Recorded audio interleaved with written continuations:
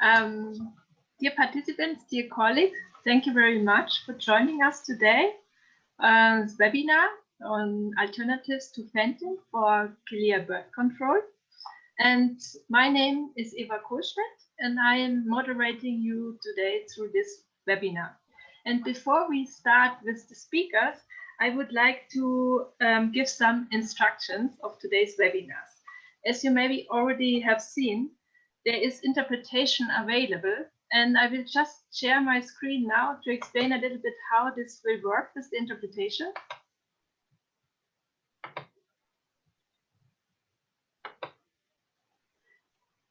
So you have at the bottom of the Zoom, you have this little globe sign where you can choose. When you click on the globe sign, then this box will pop up. And then you can choose between original audio, English and French. So please, for those, because I will moderate in English, so for those who want to listen in French, please choose French. And also during the Q&A session, if you want to have the floor and you want to speak in French, that's no problem. Please speak up in French. And then for the others who want to listen to it in English, then choose the English channel. And I just wanted to say that for everybody who's speaking, please choose original audio, or if it's saying off, but I guess in your case, it's saying original audio. There's also this little mute your original audio. You can, this means if you click, for example, on the French channel, you still will listening at the moment, if you're doing it at the moment, you're still listening to my voice at a lower volume. And if you don't want to listen to this, you click mute original audio feature. So this is about the interpretation. And I also wanted to mention that we will share all the presentations after this webinar. And we also will share with you after the webinar a short questionnaire for your feedback. So please feel free to fill this out. We will have the Q&A session after all the speakers and presentation. So then you can raise your hand and we can give you the floor, or you post your questions on the Q&A section. Please use the Q&A section. You can also using it now during the presentation, and then we come back to it at the session. Also, if you wish, you can introduce yourself in the chat box if you want. Also, where you're from might be nice. So this is from my side, some technical issues. And now I will give the floor to Christine Füll, who is the Senior Technical Officer of the Rotterdam Convention Secretariat. She is also leading the V part of the Secretariat. So, Christine, the floor is yours. Thank you very much, Eva. And honorable designated national authorities, distinguished experts, colleagues, ladies and gentlemen. On behalf of the Rotterdam Convention Secretariat and on behalf of FAO, I would like to warmly welcome you to this webinar on alternatives to Fenthion for Quelea bird control. As Eva already mentioned, my name is Christine Füll. I'm coordinating and leading the FAO team of the Rotterdam Convention Secretariat, and I'm very honored to address you today. If I say FAO part of the Secretariat, there surely must be another part to it. These are our colleagues from UNEP. The Rotterdam Convention is jointly administered by FAO and UNEP, drawing from the particular expertise from both organizations. UNEP is mainly responsible for industrial chemicals, and the FAO part of the Secretariat mainly for pesticides. In fact, we focus in particular on the reduction of risks from hazardous pesticides, together with all FAO colleagues working on pest and pesticide management. The Rotterdam Convention, the full name is Convention on the Prior Informed Consent Procedure for Certain Hazardous Chemicals and Pesticides in International Trade, is a legally binding international instrument. The convention itself does not ban any chemicals or pesticides, but it promotes an information sharing process to enable its parties in taking informed decisions. Chemicals and pesticides are listed if none of the currently 164 parties objects to that. And the recommendation for listing is based on national bans or restrictions due to health or environmental reasons, and after a scrupulous review by the Chemicals Review Committee. One of those pesticides causing severe health or environmental effects under conditions of use is Fenthion, as notified by a party. The Conference of the Parties has discussed the potential listing of Fenthion as a specific formulation already 3 times. Consensus was not reached because of concerns about available alternatives. So, as I said, listing does not imply a ban. Over the last years, the Rotterdam Convention Secretariat has closely worked with many African parties and experts to identify and also to test alternatives to Fenthion. And today we will get to know all about this, about current work and further developments. For this, we have invited some very high caliber experts from research and also from application. I'm sure that together with the participants' expertise and experience, this will make up for an extremely interesting exchange and discussion. I would like to add that despite COVID-19, the Secretariat has continued its technical assistance to parties.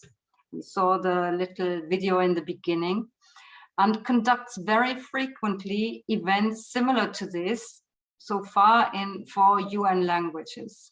So please keep an eye on our website to ensure you stay informed about trainings and discussions on a range of interesting topics related to the implementation of the Rotterdam Convention.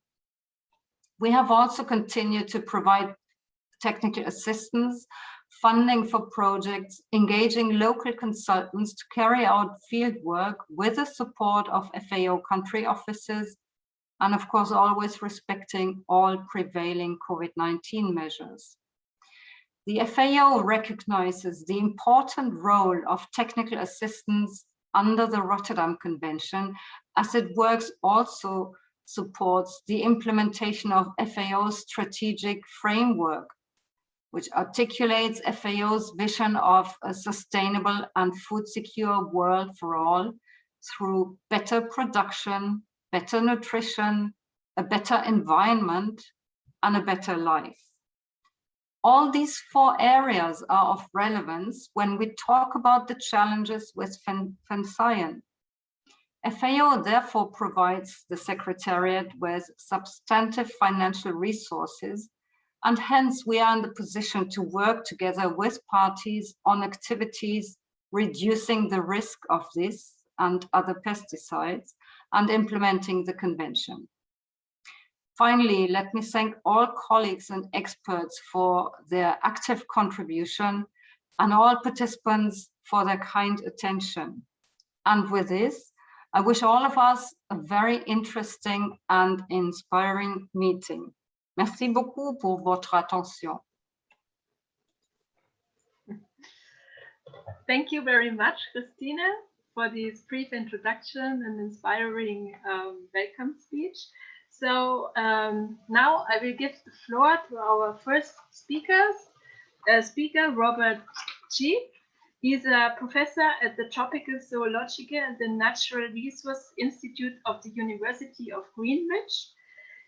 Much of his research addresses problems posed by migrant pests in Africa, including Quelea birds. So Robert Cheek, Please, the floor is yours. Okay, thank you very much. Can you make it full screen? Yeah. Well, today I'm going to talk about Quelea bird damage in Eastern and Southern Africa, and also in alternatives to Fenthion that we've been working on for a while. So I want to talk about, first of all, the basics of what the red-billed Quelea is and where it occurs. The current control measures with Fenthion, as the introduction explained, it is now on the Annex 3, but it doesn't mean it's banned, but it is recognized as severely hazardous and already has been abandoned by some countries such as Botswana. So what alternatives do we have? Well, there are alternative pesticides, some repellents, cultural control, explosions, and then mechanical control involving destruction of nests and also harvesting of chicks, and also mechanical trapping involving trapping the adults. And both the chicks and the adults are eaten by some communities. And then at the end, we're going to summarize the alternatives and discuss a few future research topics and management strategies, which other speakers will also address. Yes. So at the moment, we recognize 3 different subspecies of the red-billed Quelea. The nominate race in West Africa, Quelea ethiopica in Eastern Africa, and Quelea lathamii in Southern Africa. And of course, the red-billed Quelea is infamous not only for its very high numbers and severe agricultural damage, but also for its long-distance migrations, which are linked to the rainfall patterns in different parts of Africa. So in West Africa, they tend to move generally north and south within the convergence zone, and the migrations are in other directions as the rainfall moves north and south, or in some cases south, west and northeast. So the birds need to feed on seeds, and when the rain falls, the seeds germinate, which forces them to move somewhere else. And they either have to move to where it's not yet rained and there's still seeds on the ground, or to somewhere where the rainfall was so long ago that the grasses already germinated. Of course, alternatively, if they can find crops to feed on, then they will. Then we need to move on to the possibility of them breeding, and there are certain circumstances involving amounts of rainfall which lead to the conditions being suitable for them to breed, and the birds then need to have a supply of insects to feed their chicks. Next slide, please. The Quelea birds are famous also for breeding in very large colonies, very high densities of nests which are woven out of grass, and the birds can be sprayed with Fenthion as the traditional method of killing them. But of course, they also occur in the non-breeding season in very large numbers in overnight roosts, which are also targets for spraying. So here, this slide just shows some nests in various colonies, some birds being trapped in mist nets, and a red-billed Quelea in the hand, in which you can see how it gets its name. And the males have these characteristic facial patterns, which vary according to the subspecies. Next slide, please.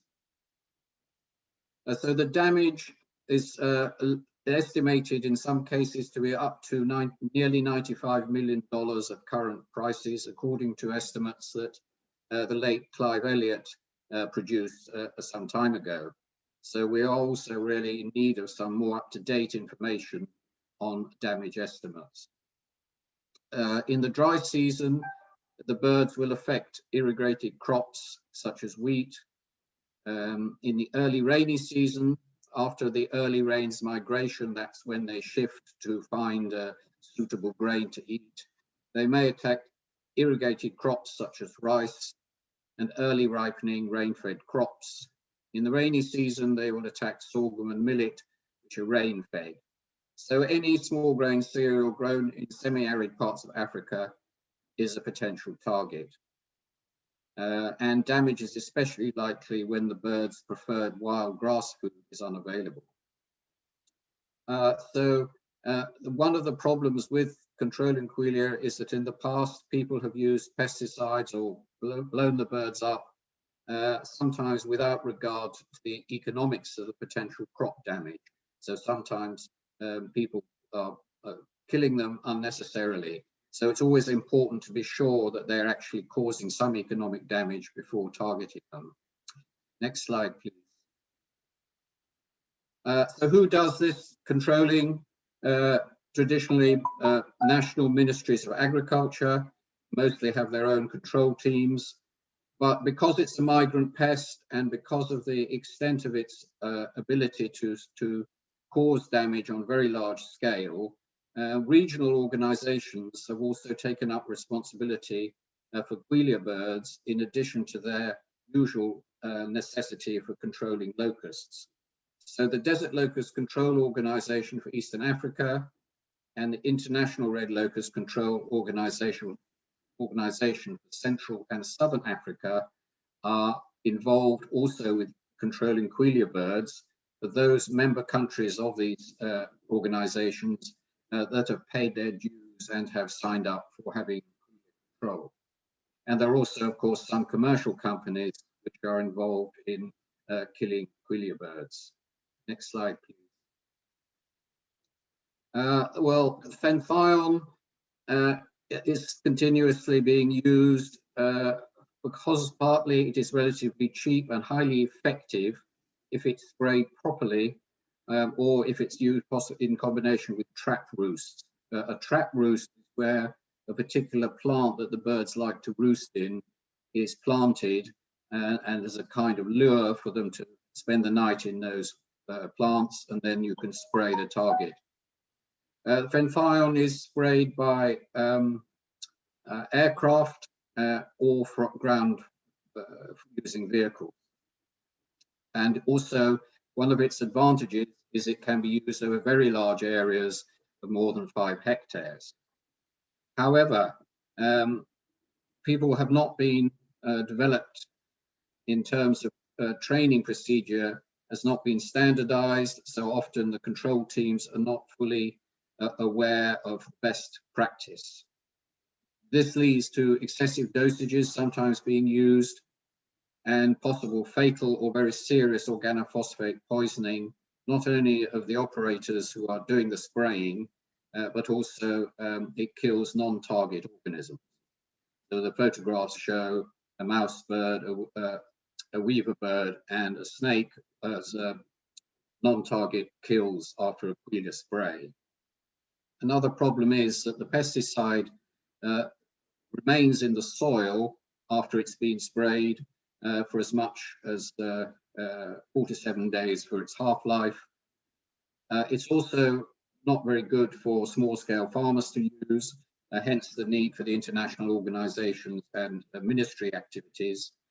And also it cannot be used near water because it is highly poisonous to crustacea and other aquatic life. Next slide, please. As far as alternative pesticides are concerned, one candidate is Cyanophos, but this is not really a suitable replacement. It is also an organophosphate, but it does have a lower mammalian and avian toxicity than Fenthion.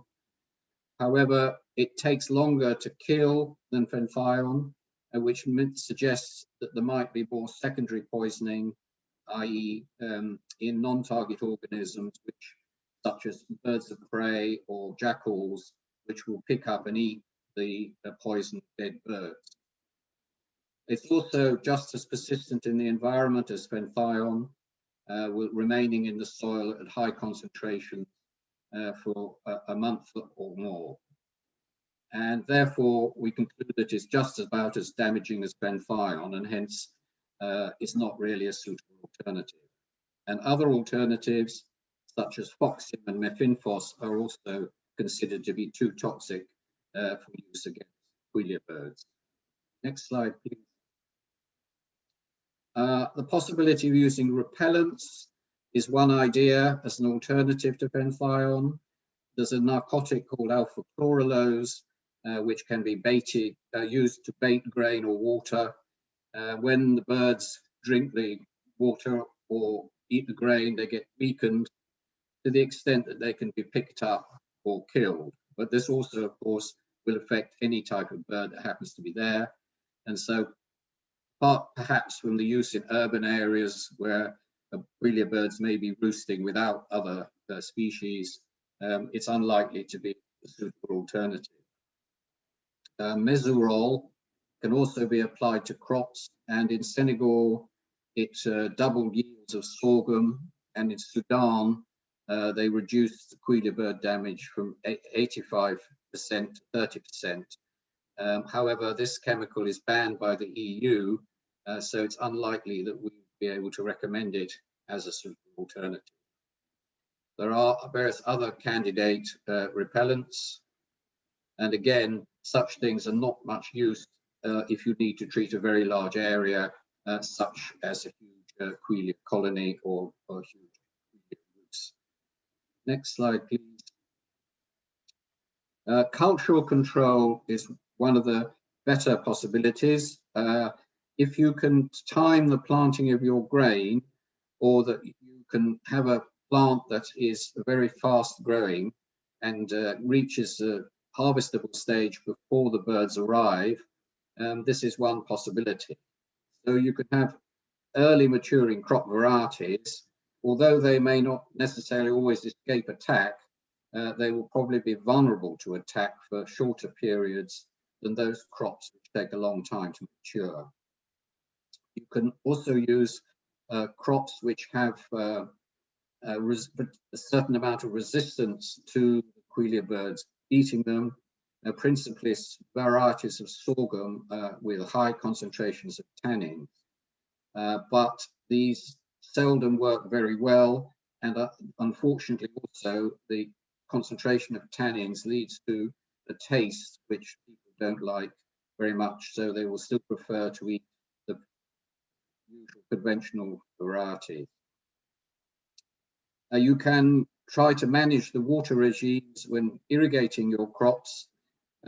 So for instance, in Chad and Cameroon, irrigated rice can be timed for harvesting in mid-May to mid-June. And in Ethiopia, irrigated sorghum planted in September can be harvested in December. And obviously those months depend upon which variety of Quelea bird and where you are in Africa, according to the rainy season and when you can harvest.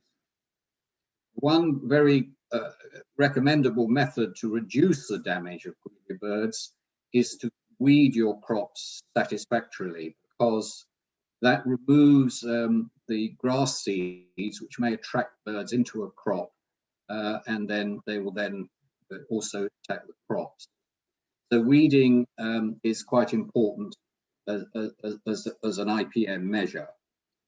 You can also put a netting all over a crop, but of course that's very expensive for a very large crop and therefore not really feasible. And of course you could scare the birds away. This is what is most commonly done by small-scale farmers, but it doesn't usually work for very long. The birds usually get used to whatever bird scaring mechanism is being used. Next slide, please.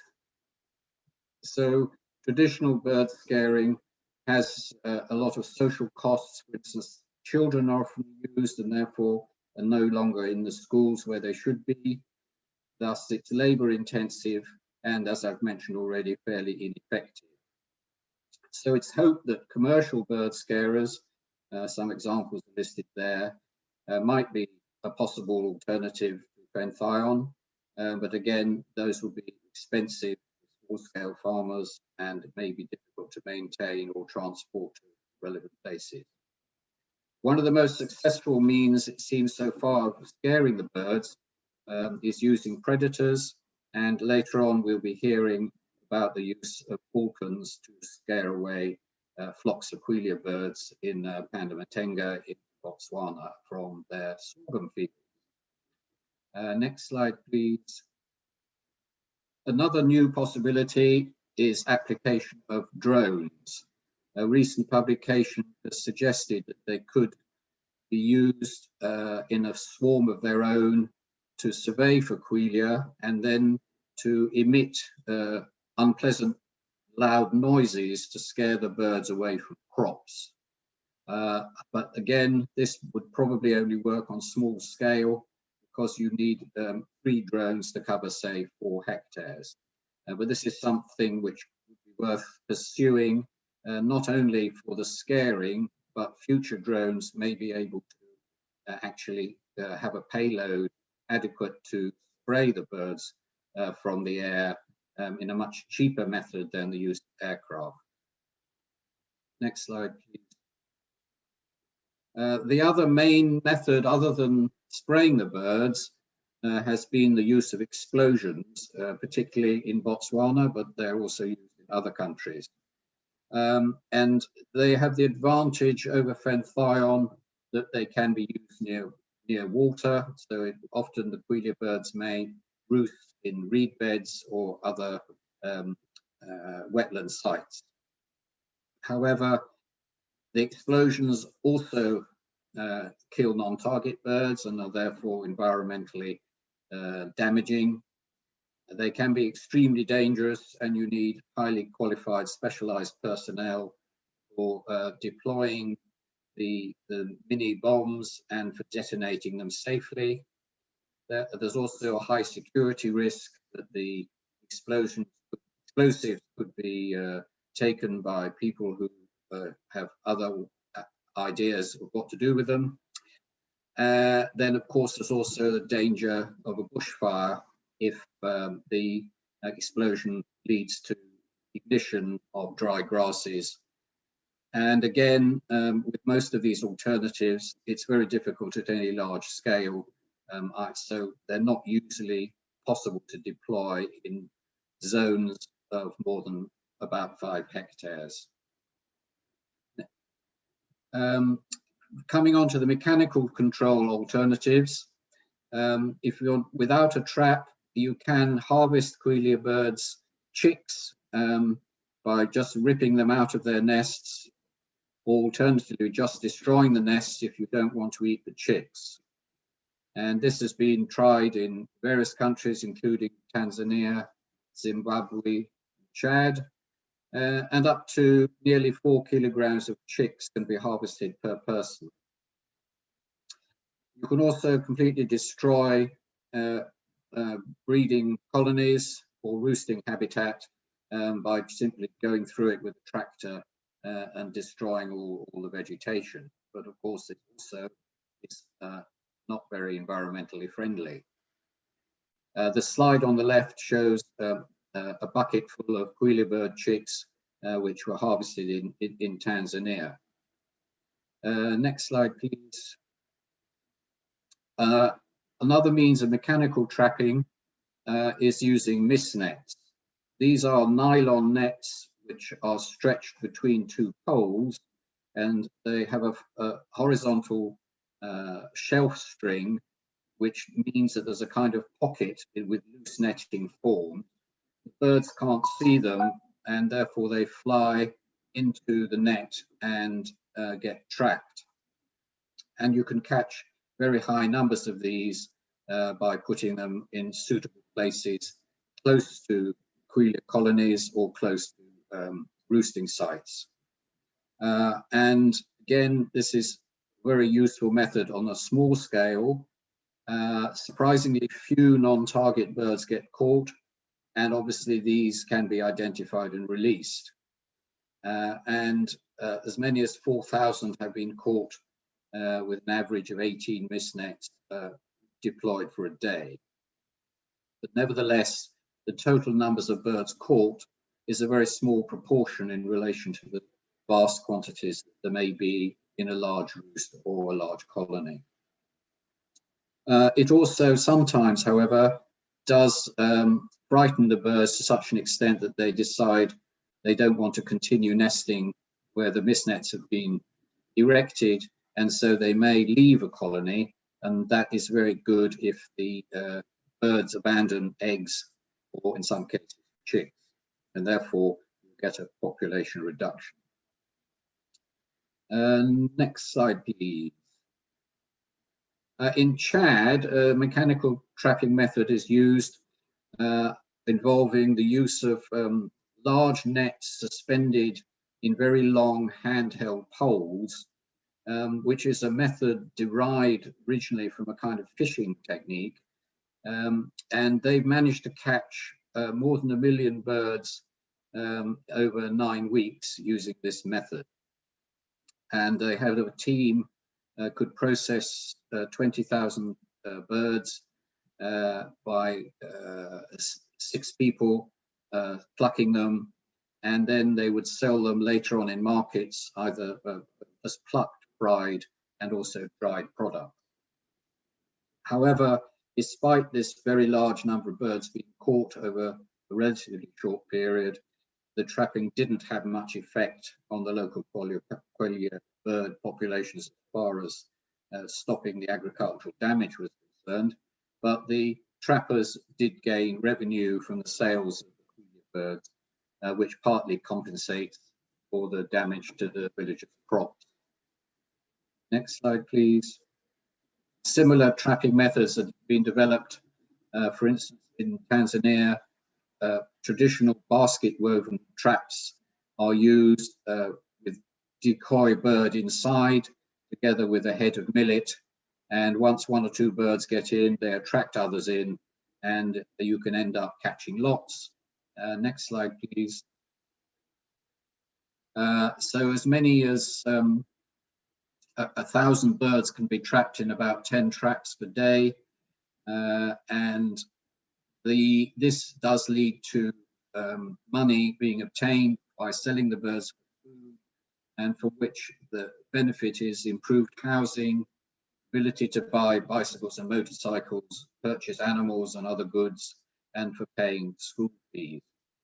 And also, surprisingly, these basket traps do not catch many non-target species, but again, because they're caught alive, they can be released. Next slide, please. So the basket traps, which were used by people in Tanzania, were modified in some experiments to see if you could make long-lasting wire mesh versions of the same thing. And it turned out that they were much better, catching about 600 birds per trap per day. And if you increase the numbers of holes, allowing more birds to get in, you could increase that to 1,000 birds per trap per day. Next slide. So in summary, if you're planning a control operation, as I mentioned at the beginning, you need to be sure that the birds are actually threatening or damaging the crop. So if they aren't, you don't really need to do anything, because the birds will probably remain feeding on their natural grasses. But if they are affecting a crop, then you have various choices as to what alternatives you can deploy. So first of all, are the birds in a roost or colony? If they're in a roost, do the local people eat Quelea birds? If not, then you've little alternative but to go for explosives or pesticides.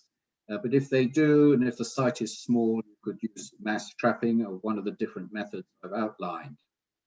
And as a similar criteria apply for controlling Quelea colonies, for making decisions about what to do. So next slide, please. This just gives a summary of what I've mentioned during the talk, with the efficacy from low to high on the bottom axis, and the adverse environmental impact highlighted from low to high on the y-axis. And you can see in the top right-hand corner is Fenthion, highly effective, but also highly damaging against the environment. And Cyanophos is similar. Explosions, slightly less effective, but still damaging to the environment. And So cultural control methods, harvesting are reasonable, but again, low efficacy, especially in large areas. And similarly with the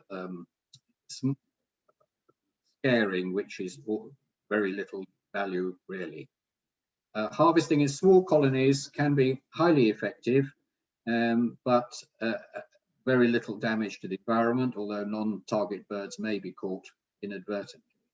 And later on, we'll be hearing about the scaring with falcons, which is reasonably effective and with almost no environmental impact. Next slide, please. So in summary, everybody involved with Quelea control should only do control measures if the birds are threatening a crop, and make sure that they use the correct minimal dosages of the appropriate pesticide if that's the choice that they've made. On an international scale, it would be good if we could improve forecasting methods and control planning.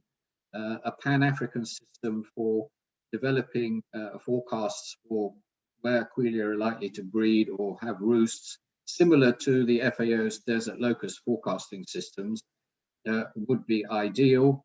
And later on, we'll be hearing from Rachel Dobson on some progress with new forecasting possibilities. On a national scale, promotion of cultural control measures and IPM measures possible, and develop perhaps a decision support system to help decide whether you really do need to control the birds, and if so, how. Important at the top of the list is training.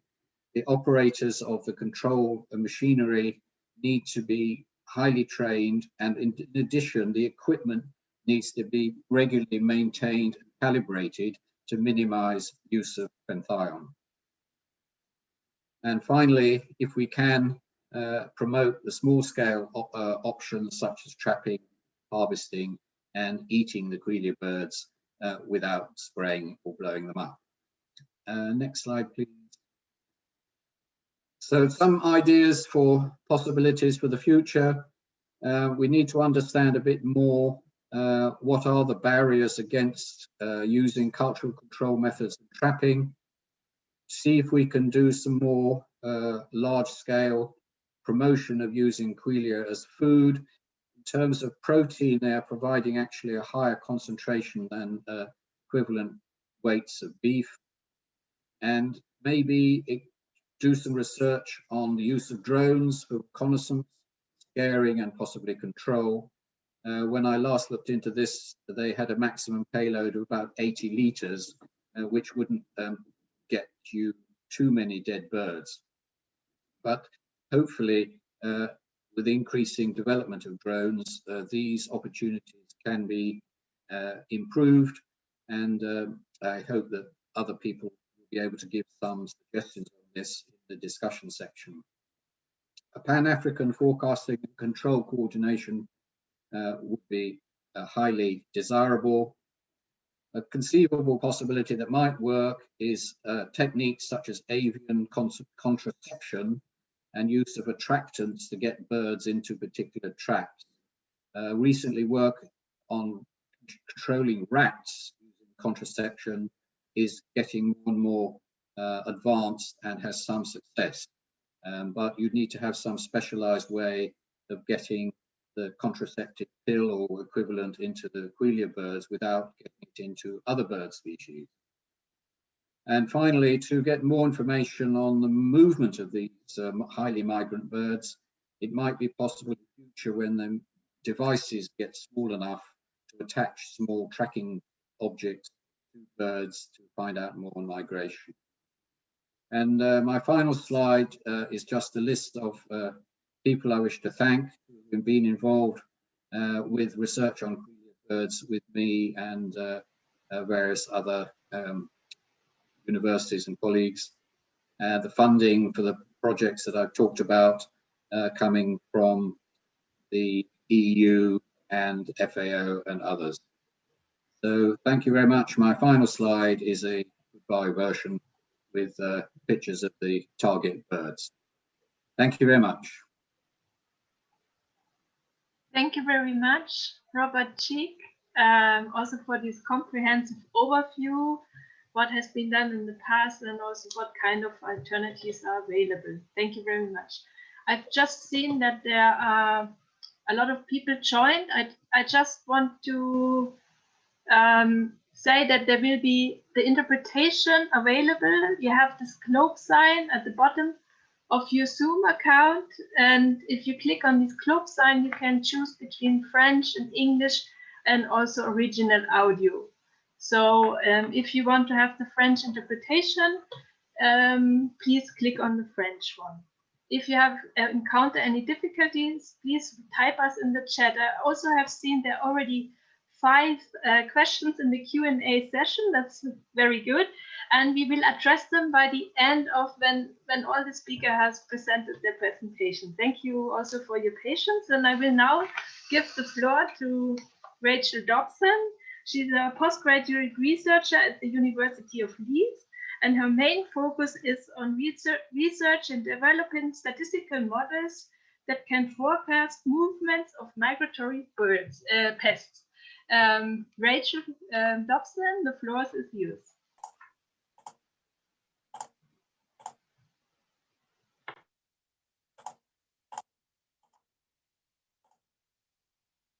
Hi everyone, so I'm Rachel. I'm a PhD student at the University of Leeds, and today I'm going to be talking to you about my progress in developing a model that can forecast the migrations of Quelea across Africa. And this research has been funded by the Natural Environment Research Council here in the UK, and I'm being supervised by Bob Cheek, who's just done a wonderful introduction of this webinar, Martin Dallmer, Andy Challoner, Stuart Jennings, and Steve Willis, who are at the University of Leeds and Durham. So today I'm going to be going over the background and why it's important to develop a forecasting system.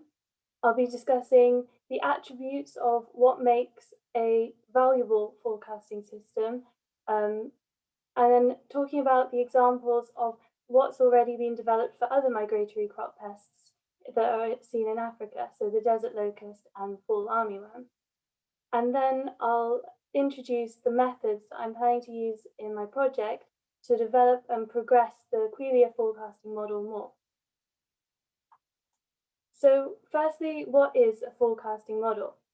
Well, basically, it takes a range of information, and this includes the known drivers and the patterns of migration, and basically how the species interacts with the environment, the species traits, habitat preferences, and it understands these relationships with the environment to then look at, under future climates and future land use pattern, either in the short term or long term, how the distribution of the species might change. And this will give us an important forecast of where and when Quelea are likely to be, and also how abundant they're likely to be in these areas based on the relationships that we understand. And so how could this produce the use of Fenthion?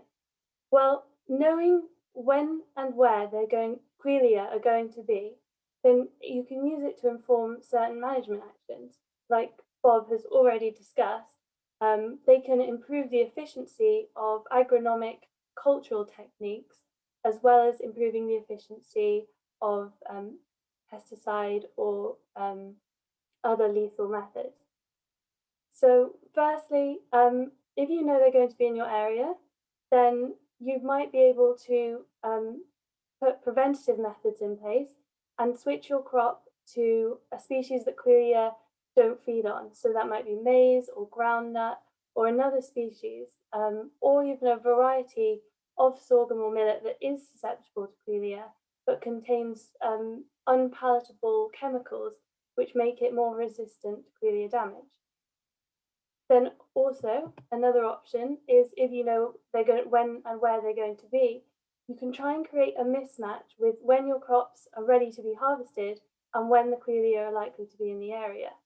And you can do this in an informed way and you know in advance, and that makes it a lot more efficient, and you can take on the risk of changing the timing with full knowledge of what the situation might be later in the year.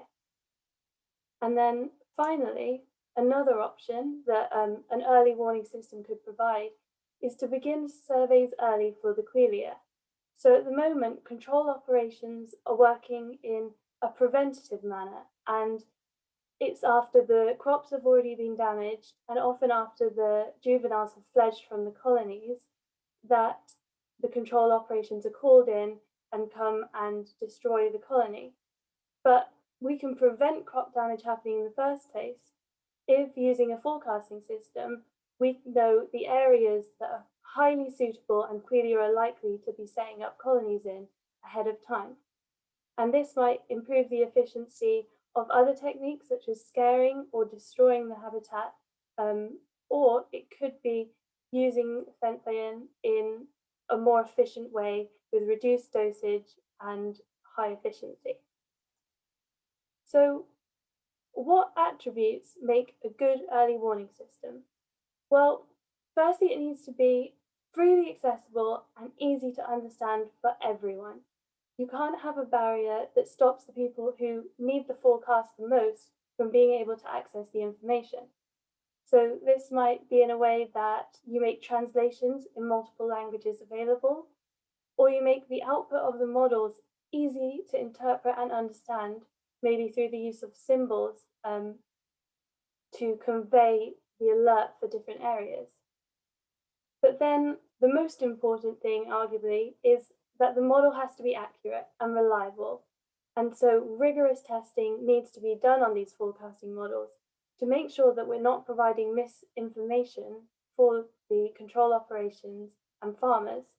So that is a key thing that we need to check before using these forecasting models. And finally, high spatial and temporal resolution. With Quelea being highly mobile, driven by local scale changes in the environment, we need to make sure that we're monitoring these movements on that finer scale. And also with the application to sending control operations on surveys, it's important in this way that we're not sending them to thousands of hectares to search through, but very targeted areas to really improve the efficiency and the outcome of using these early warning systems. So early warning systems have been developed for other migratory crop pests.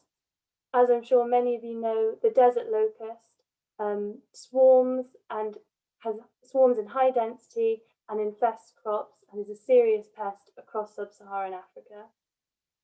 So the FAO has developed the Desert Locust Information Service. And this works in a similar way to how I've described. They monitor the weather, the environmental conditions, and they also use reports of real-time locust infestations and survey reports. And this is helped by the development by the FAO of eLocust 3. And this is a tablet that works without internet connection. It's robust and can't get damaged easily, and allows farmers and control operations to report locust infestations. And this is immediately communicated to the people running the early warning system. And then using these information, they then produce situation updates where they inform different areas of the actions, the risk, and the future likelihood of having desert locusts in that area. And they do this in 3 languages as well to make it as accessible as possible. There's only limitation in the cost of distributing the tablets, in paying for the satellites to allow people to remotely upload the information via satellite, as well as the cost of the meteorological forecasting data. Then for the fall armyworm, which is another migratory crop pest, the FAO have also developed an early warning system and a mobile app that does require the internet, this one does, to upload georeference information of where fall armyworm have been reported, And this information is uploaded to create maps that allow people to see how much, whether the infestations and risk of fall armyworm invasion on the crops is high or low at different times of the year. With, again, the only limitation being that they require smartphones and internet to use this app. So for the Quelea, what have we already achieved? Well, in a paper with Bob Cheek, John Fenn, and Peter Jones, they have developed previously a forecasting model for the suitability of breeding across southern Africa. So as you can see in these maps, they predict which areas are likely to be suitable, and they produce monthly output of this. And this online forecasting system was available online for about 9 years, but was ceased after funding was removed for it. And this model was run on breeding records and used rainfall thresholds to predict when areas are likely to be suitable for Quelea based on the vegetation and seed availability, which is driven by rainfall, and thus the Quelea follow the seed availability. So how am I looking to progress this model in my research project? Well, I'm going to firstly improve the training data that is used. I am looking to train my models not just on presence or absence of Quelea, but on the abundance of Quelea. So collecting records that control operations have reported of how many Quelea are nesting in different areas. And this tells the model a lot more about how suitable the environment really is, compared to just their present or absent. So this should improve the forecasting model. I'm also looking at predicting roosting locations, so not just the breeding suitability of different areas. And this is important too for improving the efficiency of control operations, because if we can target Quelea in the roosting season during the resource depression, when most of the Quelea have died out from natural resource depression, then targeting control of the Quelea in these areas at this time might be more efficient and more effective at reducing the overall population size. So that's an interesting part that my project's going to be looking at. But unfortunately, due to data constraints, I will only be focusing on southern Africa due to the limited data that we need for the modelling that I'll be using. The limited data available outside of southern Africa, that is. So I'll also be developing the model. The previous one used rainfall and the threshold amounts of rainfall in a dynamic way, but since 2007, remote sensing datasets have massively improved. We have data at 250 meter daily resolution for a whole host of land cover, vegetation phenology, humidity, tree cover, everything that we can use to predict Quelea distribution based on very specific relationships that have been identified already between Quelea and the environment. So I'm going to be using these dynamic, high-resolution datasets, and hopefully this should improve the forecasting model and make it even more accurate and able to identify sites that are going to be very suitable for Quelea breeding sites or roosting sites. And then finally, the modelling approach that I'm going to be using is going to be state-of-the-art statistical approaches. The previous Quelea forecasting model was mechanistic and it followed the rainfall threshold. But how my model is going to work is it's going to look at the associations between Quelea occurrence, the environmental variables that I'm going to be collecting, and then identifies these relationships and predicts for the future where Quelea are likely to be distributed. And I'm going to employ a range of different models, both regression and machine learning, that are able to identify the complex relationships between Quelea and the environmental variables. And by running different types of models, we can then reduce the error of just using a single modeling type and collate these into an ensemble forecast, which has we can rely on and is more accurate at predicting Quelea distribution. So overall, we can see that early warning systems have been successfully developed for a range of migratory crop pests in Africa. And the improvement in the quality and quantity of both remote sensing data and Quelea occurrence records are going to allow me to really progress the model and allow it to be developed in a way that can really reduce the use of Fenthion across sub-Saharan Africa. Okay, thank you all for listening. I look forward to any questions that you might have on my forecasting model later on. Thank you very much, Rachel Dobson, and also thanks for this great overview. And I hope also that in the future, I understood that this more for the Southern African part now, this model, but in the future that there's also the possibility to extend it further to Western and Eastern African parts. So thank you very much. And now I will give the floor to my colleagues, Ivy Sawyana. She's an agricultural officer at FAO Pest and Pesticide Management Team, and Andrea Lobianco, who's an operations officer at the Rotterdam Convention Secretariat. And they will give us a brief introduction into the FAO Technical Cooperation Program on promoting sound pest and pesticide management in Botswana, Zimbabwe, and Zambia. Please, colleagues, the floor is yours. Thank you very much, Eva. Thank you. So, in response to requests submitted to FAO by the governments of Botswana, Zambia, and Zimbabwe, in 2018, the Rotterdam Convention Secretariat started collaborating with the FAO sub-regional office based in Harare, Zimbabwe, responsible for Southern Africa, to develop a project document on strengthening pesticide management and development of several alternatives to pesticides, including for Fenthion for cholera bird control.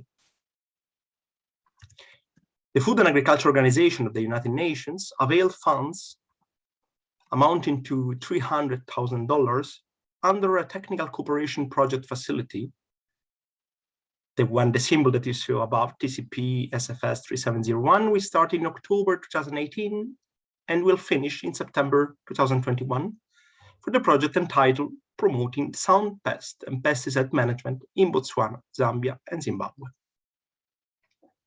Next slide, please. There are an estimated 1.5 billion Quelea birds in Southern Africa. Quelea bird can eat approximately half their body weight per day, roughly between 10 and 18 grams of seeds. Superflocks have been reported to group around 30 million birds strong, as we have seen before in the presentation of Professor Cheek. A flock of 5 million birds can easily eat up to 50 tons of grain per day. They devour grain crops worth over $70 million worldwide per annum, and are estimated to be destroying, for example, 30 to 40% of Zimbabwe's winter wheat. Within that framework, the Quelea bird problem in Botswana, Zambia, and Zimbabwe needed to be soonest addressed with safe and biological alternatives to Fenthion. The traditional methods for Quelea bird control, which we have seen before, netting, waving flags to fire bombs, which destroy roost sites, and chemical sprays like Fenthion. Chemical control of unwanted birds causes significant harm to the environment as it kills non-target species, affects the soil and vegetation, and pollutes surface and shallow water sources that many other animals eat and drink. Next slide. While there is heavy reliance on pesticides in Southern Africa, pesticide management practices are suboptimal and are fraught with challenges across the pesticide life cycle. On this basis, and in recognition of increasing pest pressure, the Rotterdam Convention Secretariat developed a project with the FAO Sub-Regional Office for Southern Africa, which has been focused on strengthening pesticide management capacities and developing environment and human health friendly alternatives to Fenthion for cholera bird control. Main project goal has been the provision of technical assistance to parties in relation to pesticides and their alternatives, including highly hazardous pesticides and severely hazardous pesticide formulations, in order to reduce the risk to human health and environment. I give the floor to my colleague Ivy. Thank you. Thank you. And to learn more about this project has 3 technical components. The first one focusing on identification of severely hazardous pesticide formulations and highly hazardous pesticides, and to assess their use under local conditions. Output 2 focuses on promotion, identification, and promotion of alternatives to these severely hazardous pesticide formulations and highly hazardous pesticides. Output 3 focuses explicitly on promoting safer alternatives to Fenthion, and later on, as part of today's program, we'll get to hear from colleagues whom we have worked with under the framework of this technical cooperation project on Quelea management. Next slide, please. I want to share with you some highlights so far since we started this project in 2018. We have achieved several success stories under the different components. Under output 1, we have managed to identify severely hazardous pesticide formulations and highly hazardous pesticides. And we have trained a total of 146 pesticide regulators and other pesticide risk managers, including DNAs for the Rotterdam Convention in Botswana, Zambia, and Zimbabwe. The trainings occurred at different occasions and covered really wide subjects, a range of subjects. For example, there was training delivered on addressing highly hazardous pesticides following 3 steps as outlined in the FAO-WHO guidelines on highly hazardous pesticides published in 2016, as well as training on the FAO pesticide registration toolkit. Highly hazardous pesticides have been identified in these 3 countries and shortlisted, and these 3 countries are at different stages with the needs and risk assessment, with surveys ongoing in surveys ongoing in Zimbabwe and Zambia, completed already for Botswana. We have preliminary reports from the surveys that we've done, and these all point to several risky pesticide management practices in all the 3 countries. These include widespread use of highly hazardous pesticides, low adoption of personal protective equipment by farmers, especially smallholder farmers, incidents of pesticide poisoning to humans, livestock, and wildlife, among many other problems. As we've heard from my colleague Lobianco, pesticide management in the sub-region is fraught with many challenges. We've also delivered training on the Rotterdam Convention to strengthen implementation by the different parties for them to better meet their obligations under the Rotterdam Convention. What we see in those pictures are snapshots from some of the trainings. Now to move to our achievements under output 2, where we identifying and promoting alternatives to severely hazardous pesticide formulations and highly hazardous pesticides. Several alternatives have been identified, especially in Botswana, where we've completed the identification and assessment steps for HHP risk reduction. The team is working on mitigation plans for the shortlisted HHPs. So here we have identified alternatives for selected crop pest combinations, and we're also undertaking cost-benefit analysis studies for selected alternative pest management options, and we're working in collaboration with a university in Botswana.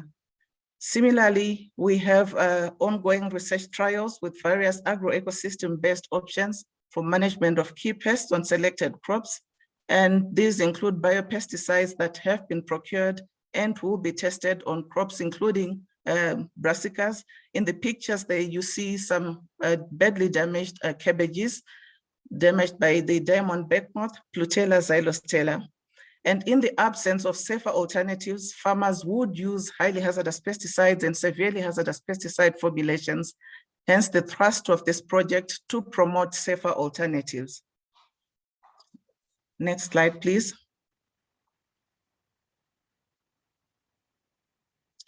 Under output 3 of this project, we're introducing and promoting safer alternatives to Fenthion to manage Quelea birds in agriculture. I want to highlight that Quelea are a problem in the 3 countries that are participating in this project, Botswana, Zambia, and Zimbabwe, as we have heard from earlier presentations. So far, we have concluded desk reviews of current Quelea management in all the 3 countries. And this step led to the prioritization of novel and sustainable Quelea management practices for adoption in each of the 3 countries.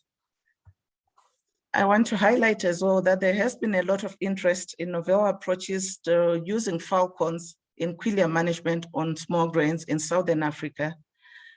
As a result of this interest, the TCP project entered into contract with African Falcon to provide training to government officers from Botswana, Zambia, and Zimbabwe on falconry-based Quelea bird abatement. 8 officers successfully completed the first part, the theoretical aspects of this training in November 2019. And you see the 3, you see in the picture the officers who successfully completed the training in use of falcons for Quelea bird control. We will shortly get to hear more about the Quelea bird abatement in Botswana from colleagues. And at this point, I think I can conclude this presentation so that we hear more from colleagues about this work. Thank you for your attention. Thank you very much, Ivy and Andrea. Very interesting.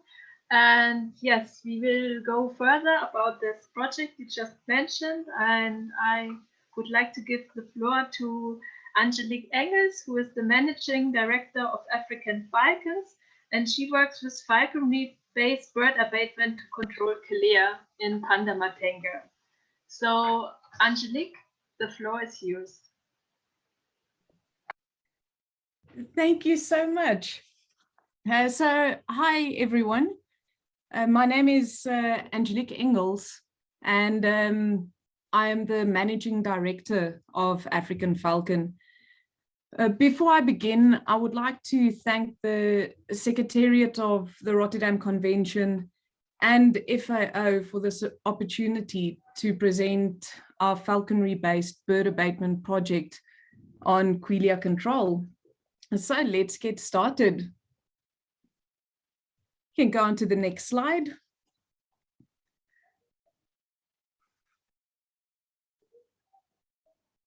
Yeah, so I will just very briefly talk about who we are, the pros and the cons of falconry-based bird abatement.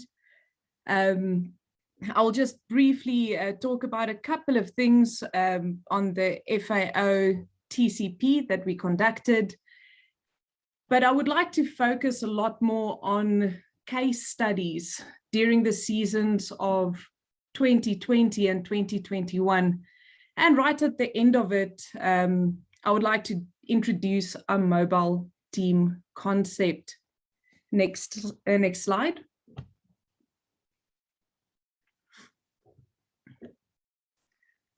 Right, so who are we? African Falcon, we specialize in falconry-based bird abatement, and we focus on Quelea control. Now, falconry-based bird abatement is the use of highly trained falcons and hawks to chase away and intimidate any nuisance birds by using the natural predator and prey behavior or response. Now, a single falcon can move millions of Quelea birds away from a field in just a single flight. Now, this is a daily integrated thing, and the presence of the falcons helps prevent Quelea birds from establishing feeding behavior on grain crops. Now, we are based in Pandamatenga farming area, and this lies in the northwest district of Botswana. Now, in Pandamatenga, there is approximately 45,000 hectares of farmland that's been allocated to both commercial and communal farming throughout the Pandamatenga area. All right, you can click next slide.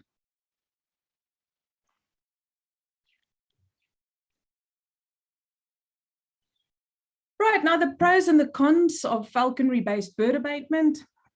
I'm just going to mention a couple. I'm not going to discuss it too much in depth. I will leave that for the Q&A session a little bit later on. Now, the pros are that it is environmentally friendly. It is highly effective and very sustainable. It minimizes the use of chemicals, and it is very effective on big and small scale farms, such as commercial farms, private farms, and rural farms. Now, just a couple of cons that I would like to touch on is that the training for both falconry-based bird abatement specialists and the training for the falcons and the hawks can be time-consuming, and it is extremely specialized.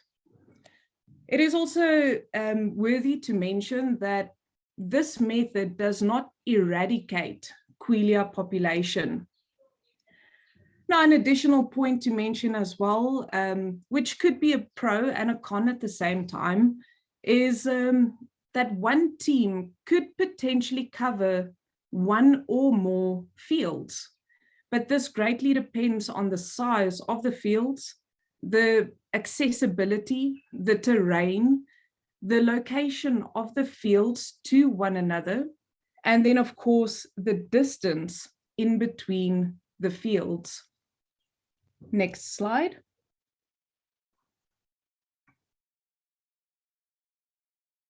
Right, so next I'm just going to talk very briefly on the FAO TCP. Now, this was a great amount of fun. As mentioned before, in November 2019, we conducted a 2-week training program with 8 participants, 4 from Botswana, 3 from Zimbabwe, and 1 from Zambia. Now, during the training program, participants were introduced to the principles of falconry-based bird abatement, and all of them showed a great deal of progress. A couple of the modules that we covered consisted of falconry equipment, the housing, the tracking devices that we use on the falcons, how to feed them, what type of food to feed them, handling of the falcons, and of course, flying them free.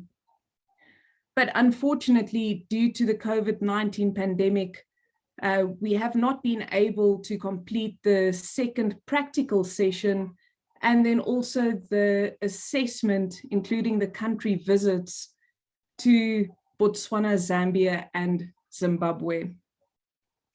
Next slide.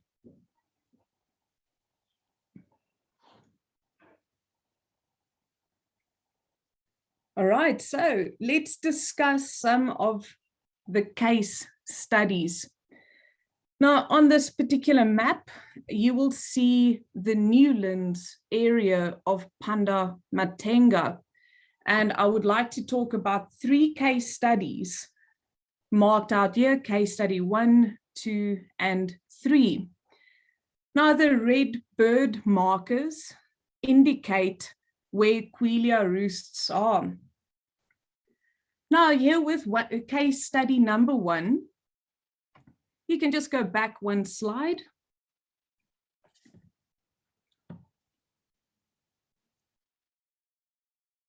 Now, with case study number 1, there was a historical roost site at the top of this field and at the bottom. The green highlighted area of case study number 1 is the field that I will be discussing.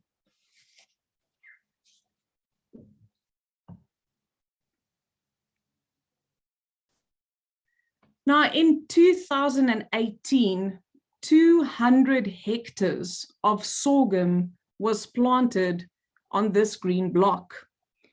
Quelea birds started roosting very close to the field, as indicated by the red round bird markers. Now, Quelea birds started moving into the vulnerable sorghum field, and this farmer sustained more than 90% damage that year. You can click the mouse. Now, in these photos, you will see the damage that these Quelea birds caused on this particular field. Now, in 2019, the farmer only planted beans, and this was potentially to recover from the financial loss sustained from the previous year. Now, in 2020, the farmer once again planted 200 hectares of sorghum. This time around, he contracted us out for our services. You can click mouse. Now, during the season of 2020, with the falcons protecting this farmer's field, the farmer sustained less than 2% damage throughout the entire season. So I'm going to punch a couple of numbers here. So let's say what the average tons per hectare within Pandamatenga for a sorghum field is 3.5 tons per hectare. Now, in 2020, the Botswana Agricultural Marketing Board, also known as BAM, their contract price for A grade or for grade 1 sorghum was 2,600 pula. So in case study number 1, if we take 2% on 200 hectares, this results in a 4 hectare loss for the farmer. So in theory, if we take in consideration the average tons per hectare, the 2% Quelea damage, and the price per ton, this farmer potentially harvested 686 tons of sorghum at the value of just over 1.7 million pula. Right, so let's talk about case study number 2. Now, case study number 2 is still ongoing during this current season. You can click mouse.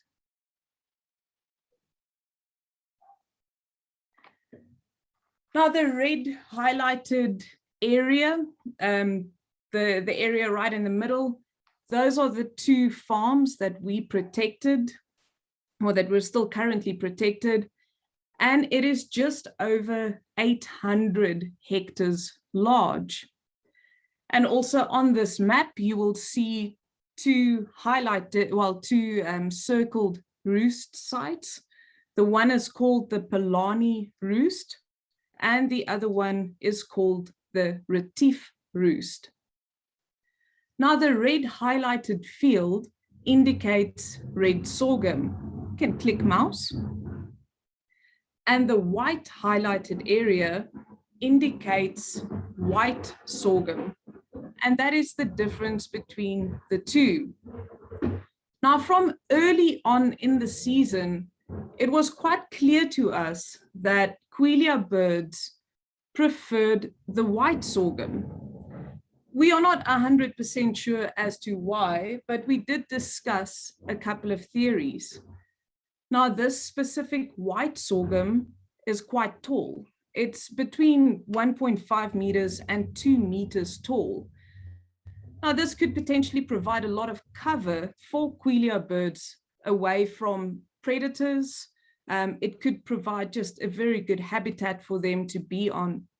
The other theory might be that white sorghum could potentially be a lot more palatable than red sorghum. But those are just 2 theories that we thought about. Next slide. Now let's talk about the birds that entered or tried to enter into the fields that we covered. The biggest problem came from the birds from the Polani roost. Now, there were more than 5 million birds that initially started roosting here, and those numbers increased dramatically throughout the season. As you can see by this red arrow, the birds try to move into one of the fields that we protected, move towards the white sorghum part, and of course we had to prevent this from happening. So our specialists and our highly trained falcons moved them towards the natural grass field area, as you can see in the two photos on the screen. Now, that entire area there has not been used for agriculture, so it's just very open grass field areas. So we moved all of the birds that started moving from the roost over our fields. Naturally, they would want to land and eat, but the specialists and the falcons would keep on pushing them towards the grass field area. Now, some birds would move away to other sorghum fields, unfortunately not protected by us. Throughout the day, the Quelea birds would try to move back into the sorghum fields, but the specialist and the falcons kept blocking them and pushing them back to the natural grass field. And as you can see from the Retief roost, birds try to move in all the way from the Retief roost into the fields that we protected, but due to the pure pressure from the specialists and also from the falcons, we prevented those birds from entering into our fields. Now, just a couple of things to mention on this particular case study, just before we play a nice video for you, is that some groups of Quelea birds moved away to other sorghum fields, unfortunately not protected by us. 3 firebombs were deployed at the Polani roost during the course of the season. There are a considerable less amount of birds at the Polani roost, but our specialists and the falcons are still protecting this field from potential damage. A Quelea damage assessment was conducted on this field on 16 June 2021 by the crop protection officers from the Ministry of Agriculture. The red sorghum field sustained less than 4% damage, and the white sorghum field sustained 3% damage. Now, up next, I would like to show you what it looks like when a single falcon moves quite a number of Quelea in a single flight.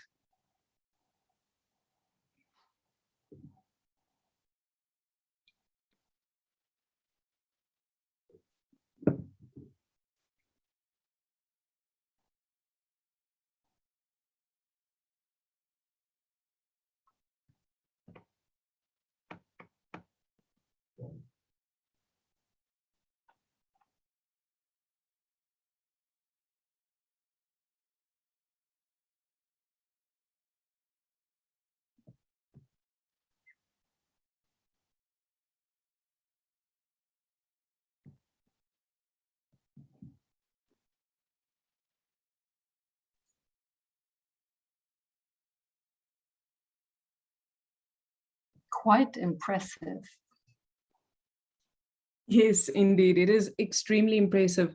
I will add the video in a link afterwards for anyone to watch it a little bit later.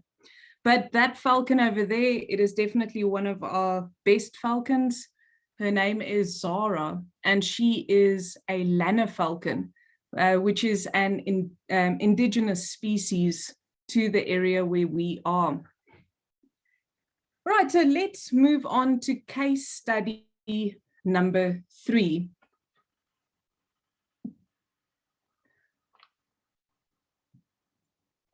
Now, case study number 3 is still ongoing. The majority of this field is out of vulnerability. This means that the Quelea birds cannot damage the sorghum crop anymore. Okay, next slide. Now this field or this case study is a very, very challenging field. It is probably the most challenging field that we have ever dealt with. The first thing that I would like to point out is the natural bushveld surrounding this specific field. Click mouse. Now this natural bushveld has a lot of shrubs, trees, and bushes, which is ideal for Quelea birds to nest and hide in. Now this is the field. This was when the field was in a much younger stage. And at the top and on the left, where it is red and circled, those are the natural bushveld that I would like to point out. Click mouse, and in these photos, you will see exactly what this area looks like. Now, secondly, if you look at the photo on the left, I would like to point out the different stages of sorghum seen in this particular photo. Now, right in the middle of this photo, the green part, you'll see the flowering or the milk stage of sorghum. Now, on the left side, the yellow part, the sorghum is in the soft dough stage. And on the right, the red part, the sorghum is in the hard dough or the physically maturing stage. Now, due to a lot of rain early on in this season, the farmer was not able to plant the entire field at the same time. Now, the different stages of sorghum reached vulnerability at different times throughout the season. So this means that throughout the entire season, there was always vulnerable sorghum on this field. Now, the combination of the surrounding bushveld right around the entire field and the different stages of sorghum made this field extremely challenging. Click mouse.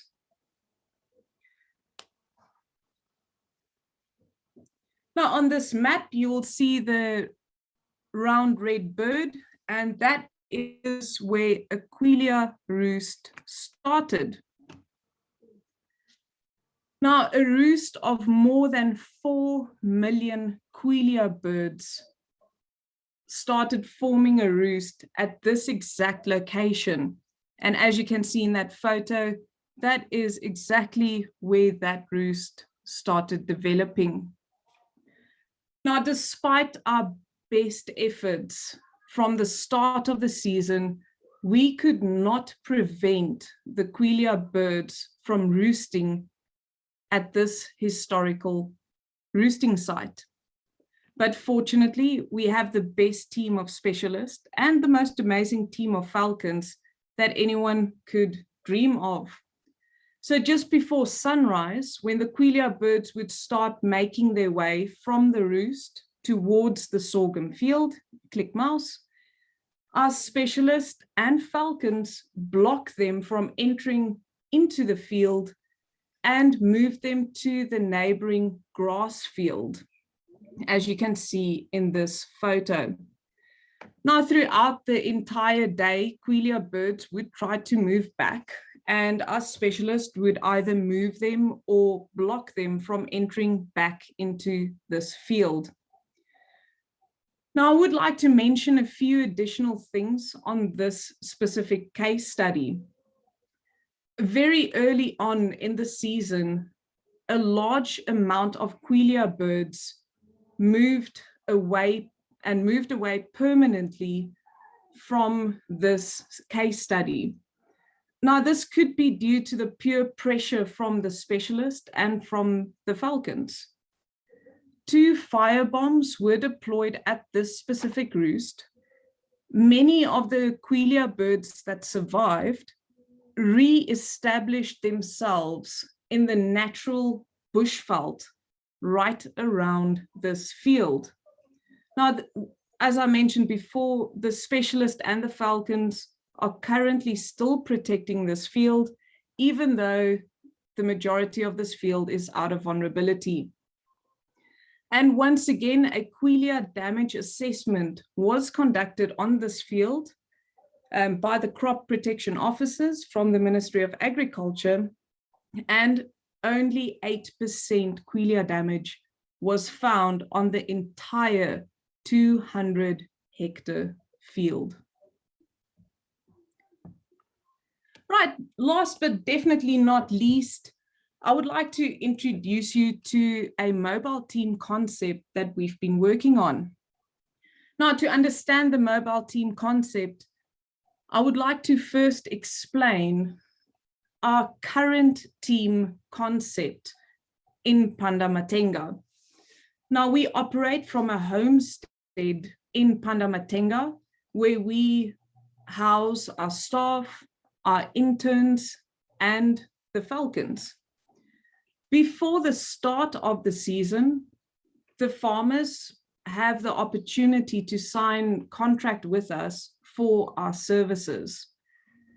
Now, this allows us to prepare the right amount of staff, interns, falcons, vehicles, and equipment for the entire season.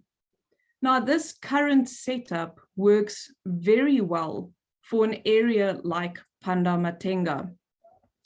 But we do acknowledge the fact that not all farm areas have this type of setup. So this is why we came up with the mobile team concept. Now, the mobile team concept is ideal for almost all types of terrains and also all types of farming areas. It allows the teams to immediately respond to any Quelea threat that a farmer might have. It can be implemented on both small and large scale farms. These teams will be extremely flexible and versatile in their movements. They can move to any type of location where they are. And once again, it is still a very sustainable method. Now, the ideal mobile team would consist of a primary vehicle, and that will be able, well, the primary vehicle would carry the equipment for the falconry-based bird abatement specialist, the falcons, and any additional equipment needed to provide this service. Now, a secondary vehicle or support vehicle might be added for every 4 primary vehicles. A trailer with an ATV or a quad bike will also be highly beneficial for a mobile team. Now, the team will consist of 2 to 3 specialists, 4 to 6 falcons or hawks, a mobile and radio communication devices, and this will be for the specialists to be able to communicate with the farmers and vice versa. And in case if the specialists do not have fixed accommodation, kind of the same setup that we have here in Panda, an off-road camping vehicle or a recreational type of vehicle can be added to this for the accommodation. Right, well, that is all from my side for now. Thank you everyone so much for joining and taking the time to learn more about falconry-based bird abatement. And I look forward to answering quite a few questions. Thank you very much, Angelique, for this inspiring talk. And there are also some questions already on the chat, on the Q&A section. Also, please have a look. We also already answered some of them in the answer section. And now I will give the floor to Cabo Kabuletswe, who is a plant protection officer at the Ministry of Agricultural Development and Food Security in Botswana. and he will introduce us into the video they have made, which is very inspiring. And Cabo, the floor is yours. Thank you very much. Good afternoon, everyone. Good afternoon, everyone. I'm working with the National Plant Protection Botswana, having been working with Quelea control operations for over a decade now. I will then invite you to watch a video that we captured to advocate for the use of falcons in place for Fenthion. Thank you. Working as plant protection officer under the Ministry of Agricultural Development and Food Security, Division of Plant Protection. Every year we receive incidents of Quelea, and we have since established breeding sites. Since the formation of the division in 1986, we have been controlling Quelea using various methods. This Quelea is favored by the environment, mostly abundant water supplies around breeding sites, grass feed, and acacia trees which they use for nesting and as cover. We also receive Quelea from neighboring countries. Botswana has entered into a memorandum of understanding with neighboring countries, Zimbabwe and South Africa, from which we usually receive Quelea colonies. Botswana also purchases chemicals and offer to Zimbabwe to be used in parks bordering the two countries. Quelea mostly attack millet and sorghum. This year alone in Pandamatenga, they have planted 10,000 hectares of sorghum and around 400 hectares of millet. Quelea result in crop losses.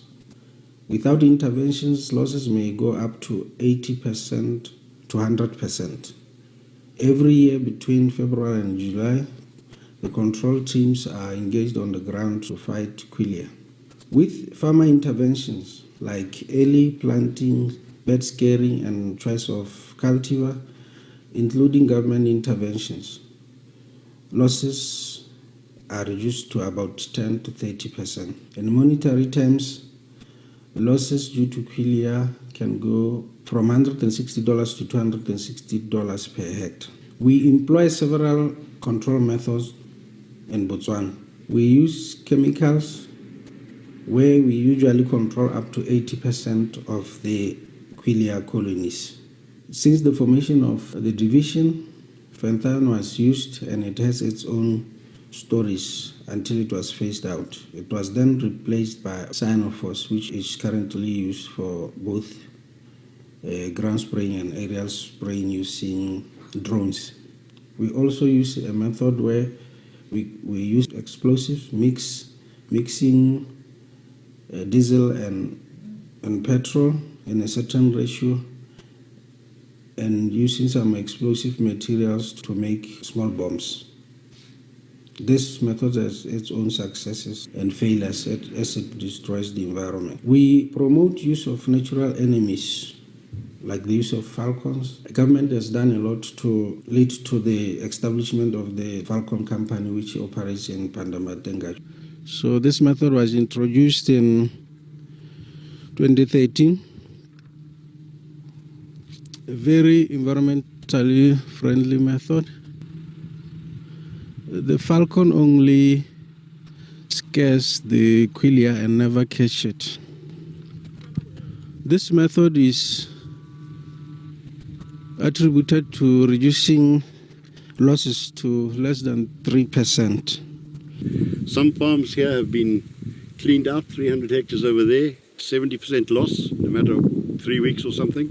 My damage this year is less than 1%. My neighbor across there, his damage is 70%. You know, I cannot farm sorghum without the falcons. It's not viable. As you can see, there is no cruelty to Quelea. It only pushes the Quelea outside the sorghum fields, actually pushing it to its original diet, which is grass. Quelea is moved to national parks nearby, therefore availing Quelea for tourism activities. We may be aware that tourism is one of the biggest income earner for the country. We can see they are integrating it with the sirens. Then the falcon operator is calling it with the whistle.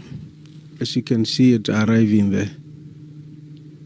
If we are to increase the use of falcon, it will call for more trained staff. This method of using falcons is more appropriate for big fields. The falcon likes flying and has a good vision. So this large field will enable the falcon to be flying around. Farmers are encouraged to scare the birds using scarecrows, sirens, and other things they employ. We also encourage agronomic practices, including early planting in some areas and choice of cultivars.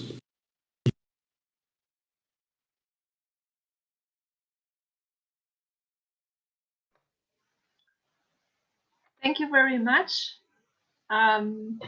for Cabo, for the video, and also for the effort for putting this together.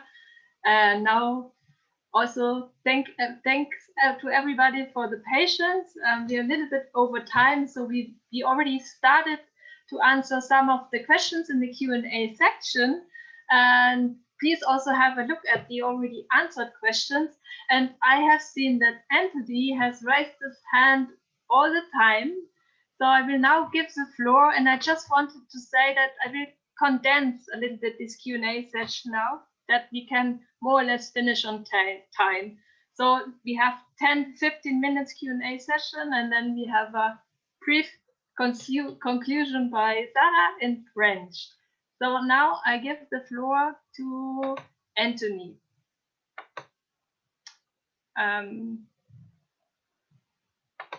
Okay.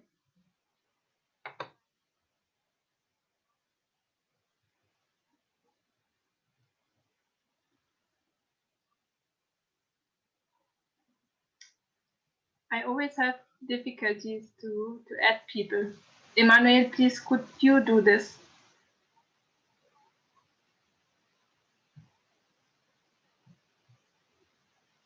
So while waiting for Anthony and also Leon to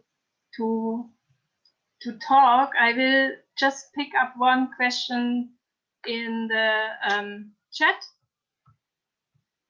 And this is about Ahmed Madawi was typing in the chat, that also saying that in the past they also used type of gun working with carbide, making a big sound every 30 seconds. So this was also kind of measure in the past working on this.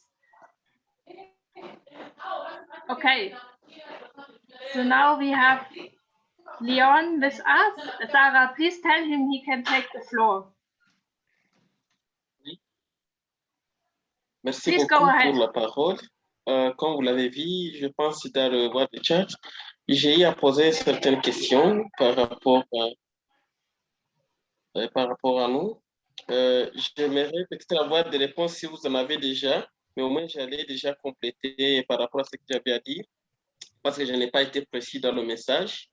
En fait, ce sont des petits agriculteurs, donc ceux qui pratiquent l'agriculture familiale, et qui viennent vers nous, donc en coopérative agricole, avec toutes les organisations de producteurs agricoles, venant nous demander ce qu'il y a moyen de les appuyer, ce qu'il y a moyen de les capaciter, parce qu'ils ont constaté qu'il y a autant de cas d'intoxication sur le terrain dans leur zone d'intervention, liés donc aux produits chimiques, par rapport à celui qui a exposé par rapport aux produits. C'est vrai, nous avons compris que c'est un besoin.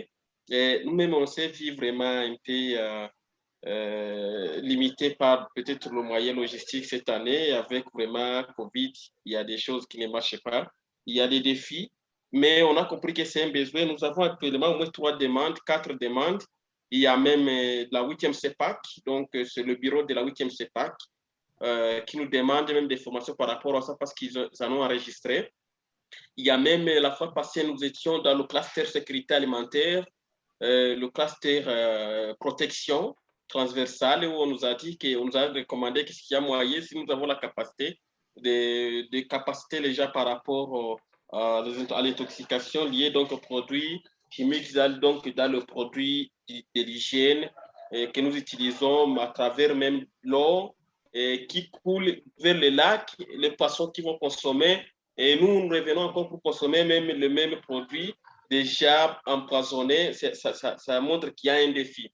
Il y a aussi même un problème lié à la santé humaine et à l'environnement, la pollution. Et comme je l'ai bien indiqué dans le chat, je pense que là, on aurait peut-être à développer à travers un terme de référence. Et donc là, j'aimerais vraiment que nous puissions peut-être avoir peut-être des éclaircissements ou bien des moyens, aussi en termes de produits qu'on peut utiliser dans ma première question, pour les oiseaux, parce que nous en avons vraiment assez ici, donc les oiseaux ravageurs dans le champ des agriculteurs, souvent, ils utilisent le moyen local. Imaginez-vous, on fixe des arbres comme des statues qui peuvent faire effrayer donc des oiseaux, mais là, on trouve que vraiment, ça ne limite pas les dégâts.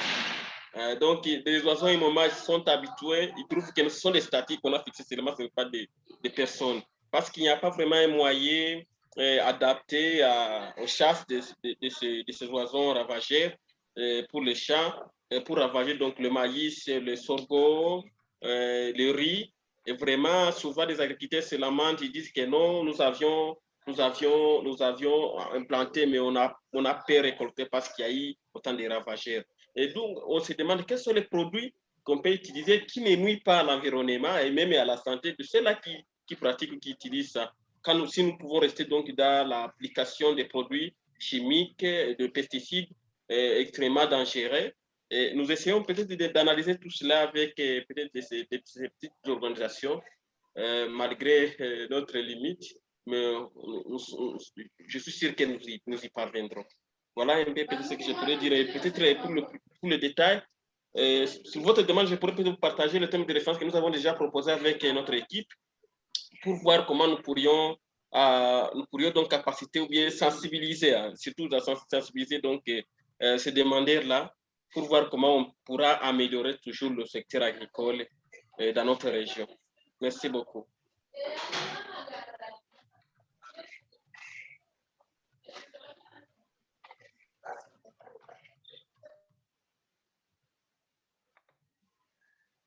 Thank you very much. I would like to give the floor to Sarah. She also already raised her hand. So Sarah, please.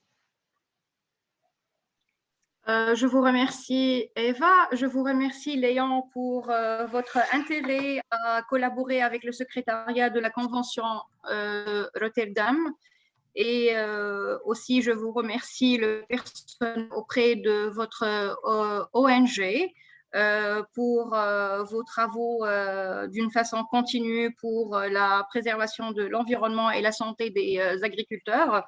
Donc, comme j'ai répondu dans le chat sur quelques questions, pour l'instant, les 2 pesticides qui sont utilisés, et je ne dis pas qui sont recommandés, sont le Cyanophos et le Fenthion.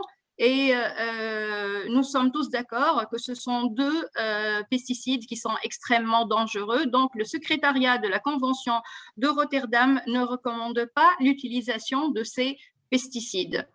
Néanmoins, nous recommandons la lutte intégrée et nous avons vu à travers les exemples cités dans les présentations déjà faites par les collègues un certain nombre de solutions alternatives comme le faucon, comme les techniques culturelles.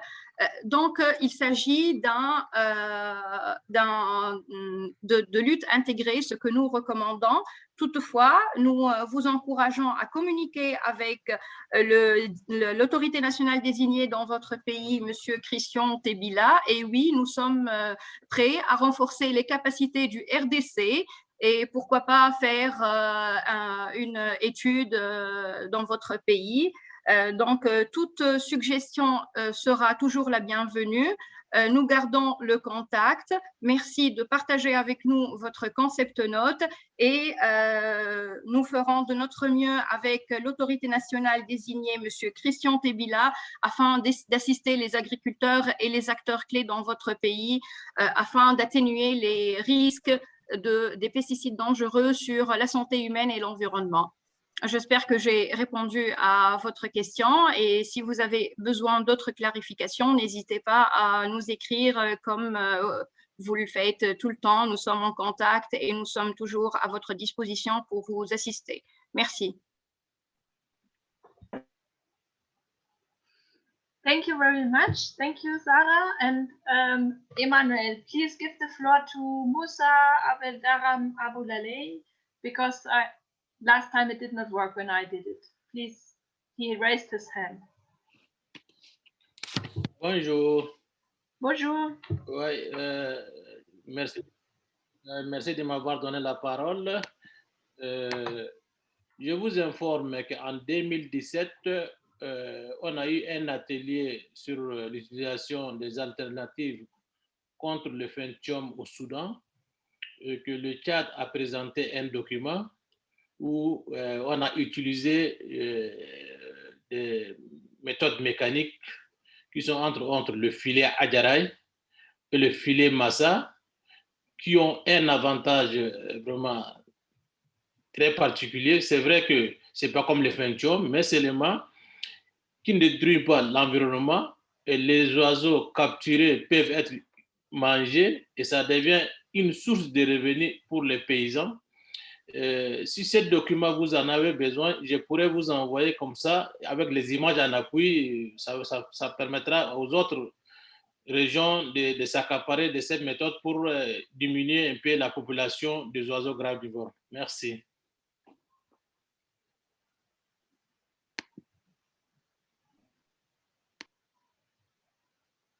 Sarah, please. Yes.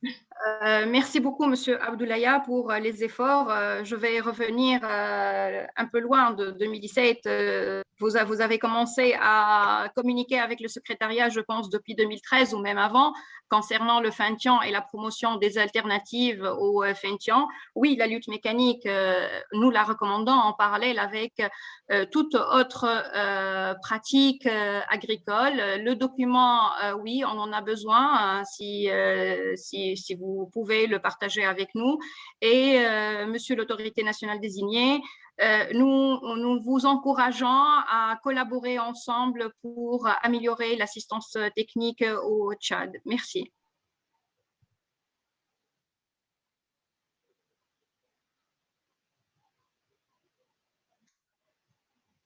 Thank you very much. Thank you, Sarah. And also, I will read out two more questions in the chat, and we will going to answer all the questions. Don't worry. I see that Angelique raised her hand, so Angelique, I give the floor to you because I think you want. I also wanted to actually address these questions to you. Right, thank you so much. And yeah, it's great questions that everyone has asked, and I will just go through the question and answer section, and I will answer it to the best of my abilities. So the one question was like, how many hectares can the falcons manage over different topography of land to protect from Quelea birds? And in a nutshell, it is such a difficult question to answer if we have not seen the area or the farmland area. Here in Pandamatenga, we have been able to successfully cover 1,000 or even 2,000 hectares with one single team.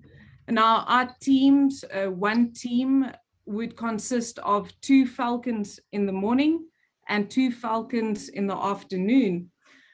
But then on other fields, like I mentioned in my case study number 3, that field was only 200 hectares, and we had one team over there, and on very bad days where the Quelea birds were very persistent, we would even have 2 teams on that 200 hectares of field.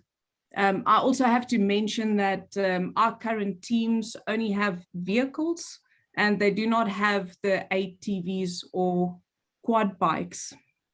So what are the possibilities of employing drones for bird control? It is definitely a possibility. We have actually experimented a little bit with a type of robotic falcon drone. I will share this photo on my screen with you. There you go. That is what they look like. You can have ones that look a little bit more realistic, and you can have a couple that look more indigenous to the falcons that we have here. Now, we have flown these robotic drones in areas where we found Quelea, and we have flown them in collaboration with the falcons and also without the falcons. We have seen that within a small time frame of about 2 days, the Quelea birds get very used to the robotic remote control devices that we were flying. And this also includes your normal drones with like the 4 propellers or the 6 propellers. We have seen a little bit more success where we have integrated falcons flying and covering the field with drones or with these remote controlled birds that look like falcons.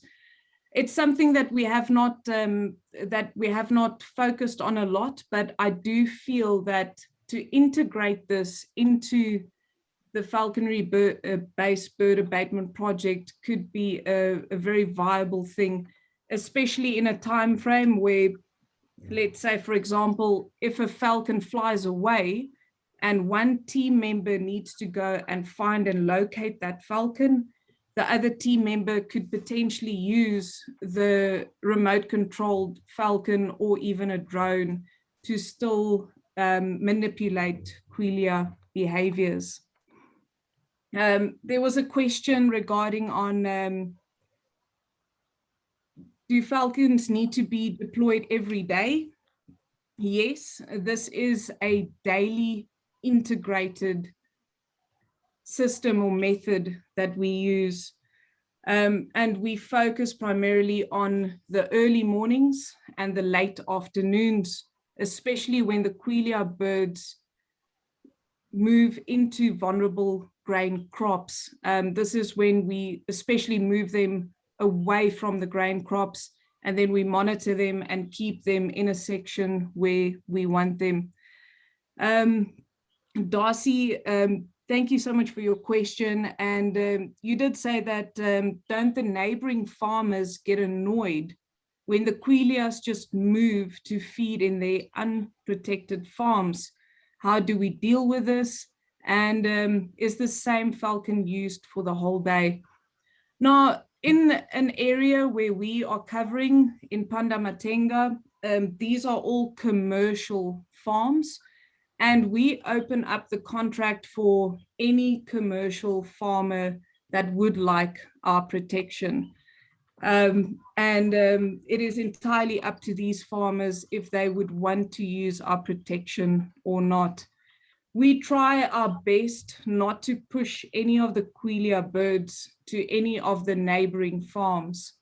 So this is why, if you remember case study number 2, we moved the amounts of Quelea into a natural grass field area.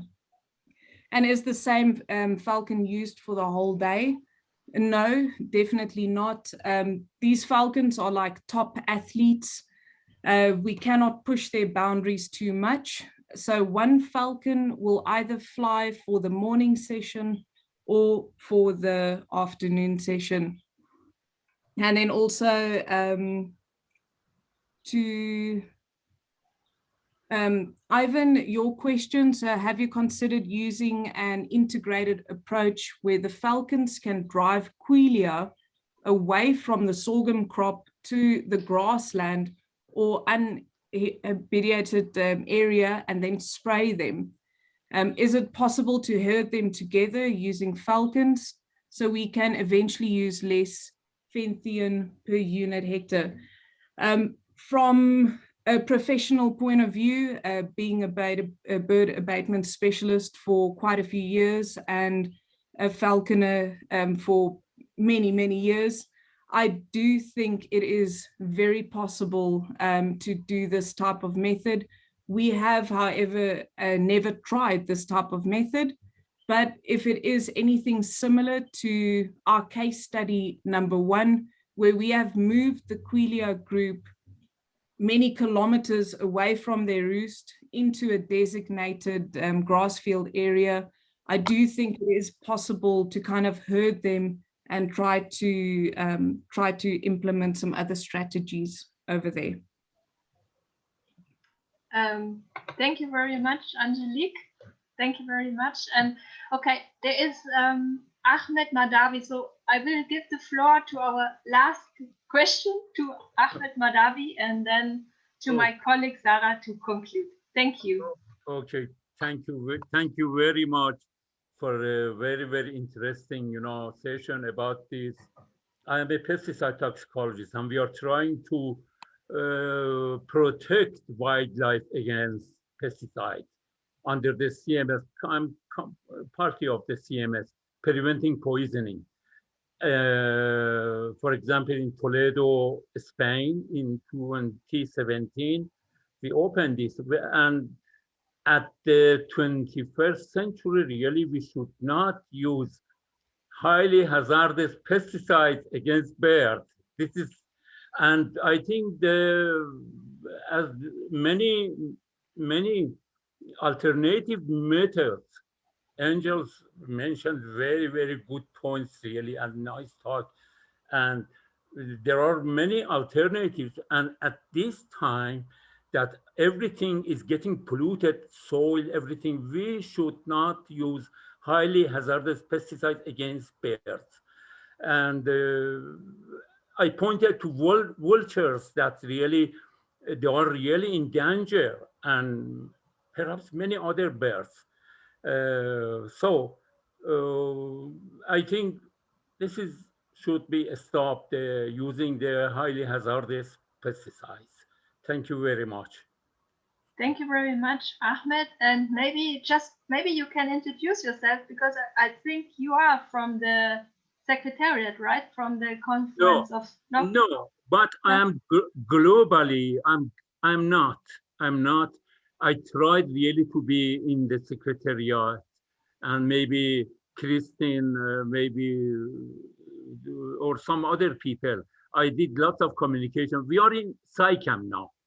We are discussing every week under SciCam these issues about different type of chemicals and pesticides that we are all affecting our life, really.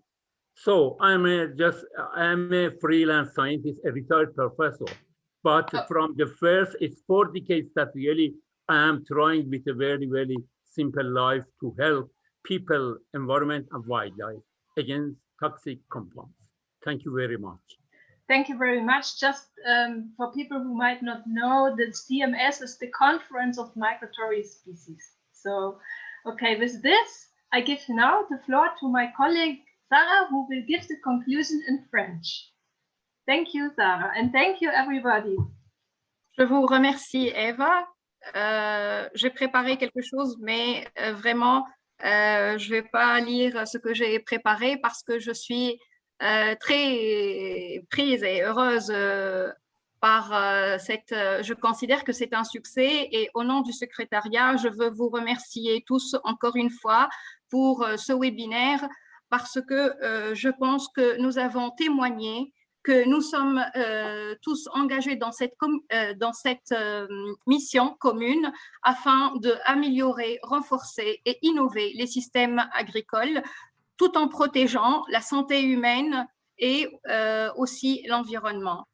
Je suis contente de voir avec nous des chercheurs comme Ahmed, des ONG comme Léon du RDC et bien sûr les autorités nationales désignées qui nous ont honorés avec leur présence aujourd'hui dans ce webinaire. Donc, pour conclure, et comme vous l'avez vu à travers les présentations et aussi comme nous avons essayé de répondre à quelques de vos questions, surtout en ce qui concerne qu'est-ce que nous recommandons. Ce que nous recommandons, bien sûr, ce n'est pas le Fenthion, ce n'est pas le Cyanophos, mais c'est la lutte intégrée. Afin de recommander des choses claires dans le cadre de la lutte intégrée, tout d'abord, nous vous appelons tous, ONG, agriculteurs, chercheurs, à renforcer l'échange d'informations avec les autorités nationales désignées et les points focaux officiels de votre pays auprès du secrétariat. Aussi, les services compétents en charge de la protection des cultures et des ressources naturelles dans votre pays afin de continuer la collecte de données nécessaires et la création de bases de données fiables afin de mettre en place des systèmes d'alerte précoces. Il faut toujours informer les AND et les points focaux sur les cas d'empoisonnement et les toxicités. C'est très important. Les AND, nous vous encourageons à continuer à proposer les solutions, les SHPF et à demander toutes sortes d'assistance technique nécessaires afin de continuer ces campagnes d'information et de sensibilisation sur les dangers de l'utilisation du Fenthion, du Cyanophos aussi et autres pesticides extrêmement dangereux dans la lutte contre les ennemis de culture. Je pense qu'il est aussi nécessaire d'identifier et promouvoir l'utilisation des alternatives et en particulier les nouvelles technologies et les autres pratiques qui sont tout le temps respectueuses de l'environnement, comme par exemple aujourd'hui nous avons pris l'exemple des faucons pour contrôler les oiseaux des Quelea. Donc les pratiques agricoles, les bonnes pratiques agricoles comme les rotations de cultures, les plates-bandes, les cultures alternatives, etc., demeurent toujours recommandées par le secrétariat et par les experts dans la matière de la lutte contre les ennemis de culture. Mais on a besoin d'innover, de développer des modèles de cultures plus innovantes qui répondent aux besoins et aux challenges aussi, parce que nous sommes en phase d'une croissance de la demande en matière de nourriture et de denrées alimentaires. Je pense qu'il est temps qu'en Afrique, nous construisons un réseau national et ou régional pour améliorer le partage d'expertise et mettre en œuvre des stratégies de contrôle régionales. Et c'est un point qui me fait revenir au point de départ de cette conclusion, c'est une mission commune. Donc, je crois, et au nom du secrétariat, je vous invite à qu'on travaille ensemble dans vos régions pour atténuer les risques des pesticides dangereux sur la santé humaine et l'environnement. Nous restons tout le temps à l'écoute de vos suggestions, demandes et questions. N'hésitez pas à nous écrire.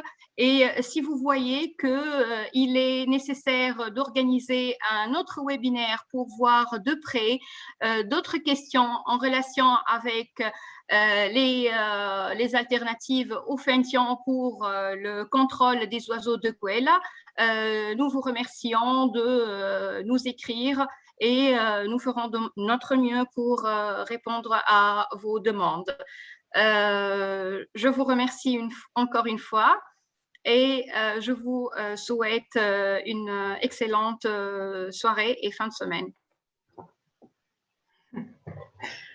Thank you very much, Sarah, and dear participants, dear colleagues, dear speakers. Thank you very much for for your time, for presenting, for your inspiring presentations, and I hope please reach out to us, what already Sarah mentioned, and I hope we can cooperate in future.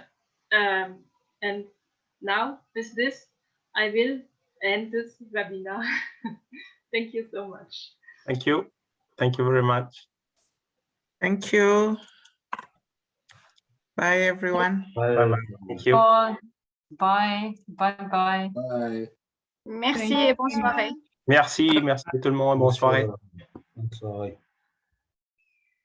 Au revoir tout le monde. Thank you very much. Thank you. Au revoir, merci. Au revoir. Merci. Yeah, thank you very much and bye-bye. Thank you so much, Angelique. Merci beaucoup. Bye bye, nous sommes ensemble. Merci beaucoup. On reste toujours en collaboration avec vous. Au revoir, Léon. Merci. Merci.